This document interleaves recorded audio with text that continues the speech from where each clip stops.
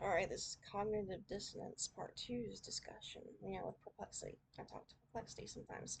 I like perplexity than a name. It's just very perplexed, and we are very perplexed. And so is AI. And they do got a cool name. That's perplexity. So, I like it. I like ChatGPT too a lot. I got a lot of discussion. Chat, he knows me very well, or she, whoever he is, I mean, I guess it actually isn't it in the thing, because it's AI, it's not a person, so it can't be he or she, but technically it's just the way we picture it in our minds. I guess it's AI.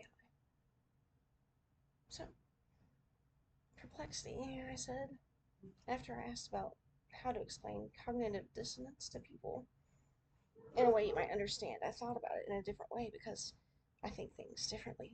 And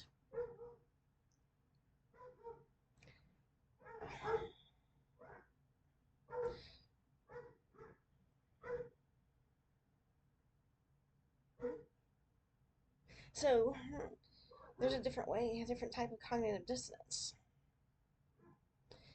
I said, what is going on, or what is a psychological term, when it's not self awareness that's bothering you, but others' awareness bothering you? For example, Dolly Parton. She puts out that autobiographical movie, The Coat of Many Colors, and you think she's so pure and sweet since childhood, different, misunderstood, but so sweet. She befriends Zach Williams and writes songs with him that blast the Christian contemporary music world. But then she sends Taylor Swift and Travis a video message saying thank you so much for the $2 million donation for my charity. And hey, when you have your firstborn, can I have it? Because it is gonna be one special baby, while throwing up devil horns, hand signs. All those things are true. But all those things cannot be true. Is that also considered cognitive dissonance? Because I really didn't know. I think it is a type of cognitive dissonance. So I asked Perplexity. So Perplexity says yes. It can be cognitive dissonance, but more precisely, the tension you're describing is often a clash between a person's expected image of someone and the person's observed behavior, which can also involve the perception gap, or in some cases, social cognition, like meta perception. Cognitive dissonance is still the right term when you feel discomfort between two beliefs about that person that don't fit together. What is happening psychologically? In your example, the mind may be holding these beliefs at once. She is pure, sweet, and consistently innocent, and yet she is doing things that seem contradictory, performative, or even dark. Those things cannot be true all at the same time. That produces mental strain because the story you've built around her no longer fits the evidence. Cognitive dissonance is the discomfort caused by incompatible cognitions, and people usually reduce it by reinterpreting facts, changing the story, or rejecting one side of the contradiction. A cleaner term for the other's awareness part. If the discomfort is less, I'm contradicting myself, and more, my image of this person clashes with how other people present them, then terms like perception gap or meta perception may fit better. The perception gap is the mismatch between how someone is seen and how they are understood, while meta perception is what you think others think about a person. The Dolly Parton example. What you're describing is really a tension between public persona and behavioral complexity. Fans often hold a simplified identity story about a public figure. When new actions do not match that story, the mind experiences dissonance and tries to resolve it. The key point is that the discomfort may be about the person, the image of the person, or the gap between those two things. Plain language example, label. If you want the most practical label, I'd say cognitive dissonance is if your mind is struggling with conflicting beliefs. Perception gap, if the issue is mismatched between image and reality. And meta perception, if the issue is about what you think others think. I told you things are perplexed. So, yes, your example can be cognitive dissonance, but also a case of identity conflict in your mental model of another person. Okay. We still don't get all that. I mean, we get it, but we don't get it. So, I'm going to ask a little more. So I say, okay, now take the original prompt that I gave for explaining cognitive dissonance and break down perception gap and meta perception the same ways: college level explanation, middle school understanding, and elementary 6-year-old child simplify. And this is Lexi's answer for you at college level. So, your college level, grad school, y'all pick up. Perception gap is a discrepancy between how a person sees themselves, how others see them, or how a message is intended, versus how it is received. It is a breakdown in shared meaning. One mind constructs a story, another mind constructs a different story, and the distance between those stories creates misunderstanding. In social psychology, this matters because people do not respond to objective reality alone, they respond to the reality they think is happening. A useful metaphor is two people looking at the same mountain from the opposite sides, and they are talking about the same mountain, but they are not actually describing the same view.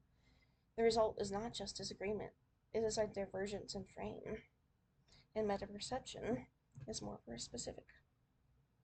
It is what you believe other people think about you. It is a perception folded back onto itself. If self-perception is what am I like, meta-perception is what do I seem like to them. That can shape confidence, anxiety, behavior, and social performance because people often act not only from who they are, but from who they think they are being judged to be.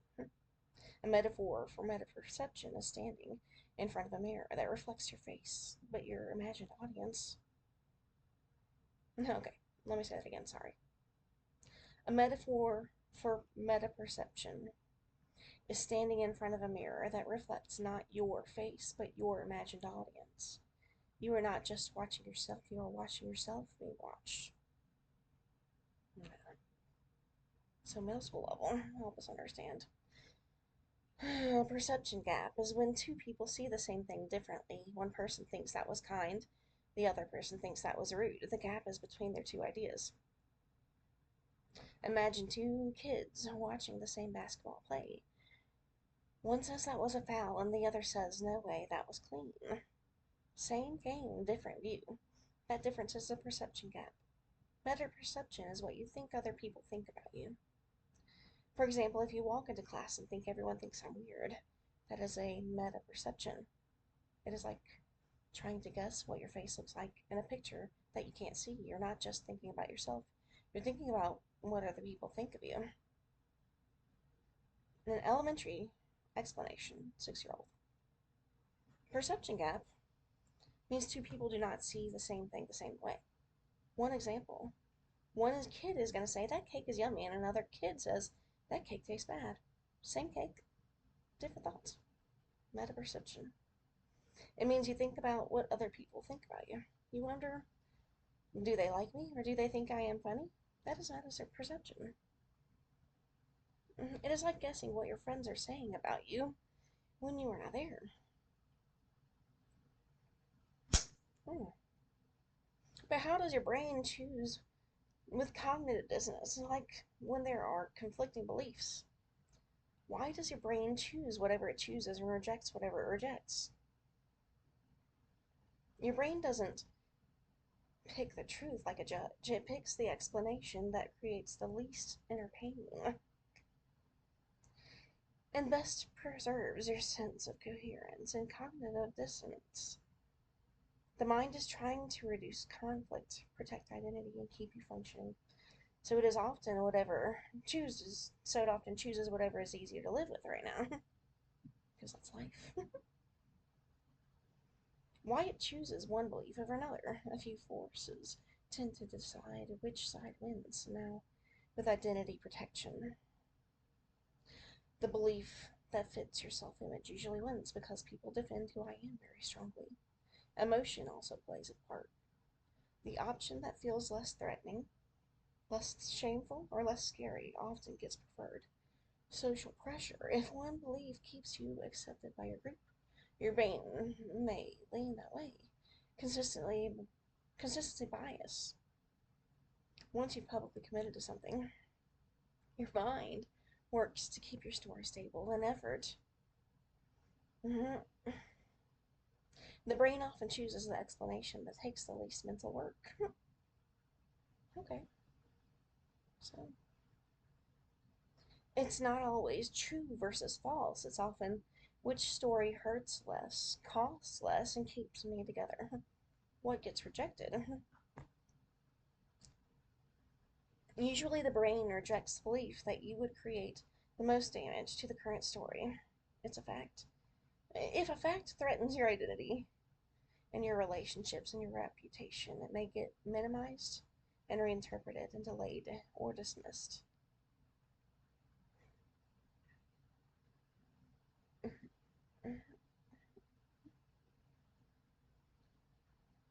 I'm sorry. Okay. For example, if someone thinks, I'm a good person, and then does something harmful, their mind may reject I did something bad and instead choose it wasn't that serious, or I had a good reason. That is the brain protecting coherence by trimming away the more painful meaning. The deeper mechanism. The brain is not only searching for accuracy, it is also searching for stability. It likes patterns and closure and predictability when conflicting beliefs appear.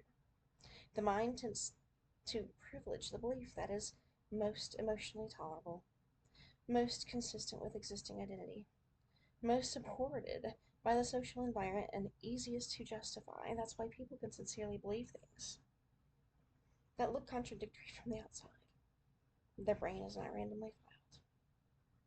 It is actively organized the conflict into a livable story. A simple metaphor. Imagine your mind is a room where two alarms go off at once. Like, I'm perplexed. Man, I'm perplexed. One alarm says, like literally, I got an alarm clock. That's all I can plug to the walls. It goes off at like 7 or 6. I got my own. I've got my cell phone. It goes off at 6 in the morning every day. I don't get out of bed. I mean, I get out of bed and I pray and stuff. You know, I have my quiet time and I build my altar. But relax. I don't know. Okay, we gotta laugh, guys.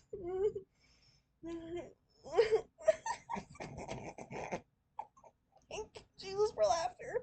I love a good belly laugh, and I hope you do too, whoever you are. And I'm glad you needed a good belly laugh and you were trying to figure some stuff out, and this is gonna help us. Okay?